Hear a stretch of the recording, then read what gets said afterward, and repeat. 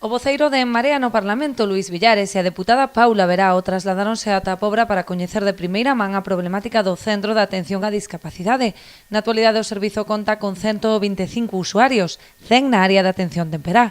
Para garantir unha atención de calidade, o Concello vese obrigado a adiantar boa parte do financiamento ante o retraso da subvención á atención temperá que concede a Xunta.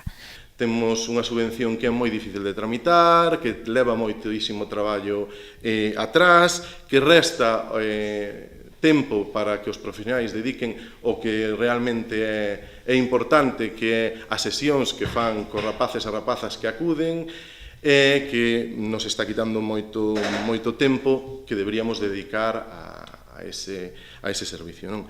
Tras escoitar as demandas do Executivo pobrense e o persoal do centro, os deputados de Marea levarán ao Parlamento varias cuestións. Non hai unha rede que cubra todo o país, é preciso desenvolvela precisamente por esa igualdade de oportunidades que este servizo garante. Ademais do establecemento desa rede pública demandará maior axilidade nos prazos e na tramitación da subvención, así como unha maior dotación de medios humanos. A transferencia de subvencións funcione nos prazos reglamentarios. Non podemos facer que os concellos teñan que cargar financeiramente con anticipar uns recursos dos que moitas veces non dispoñen, cando ese compromiso da Xunta de Galicia e ademais ten os fondos para facelo. Por lo tanto, reforma do procedimento para que as subvencións cheguen en plazo.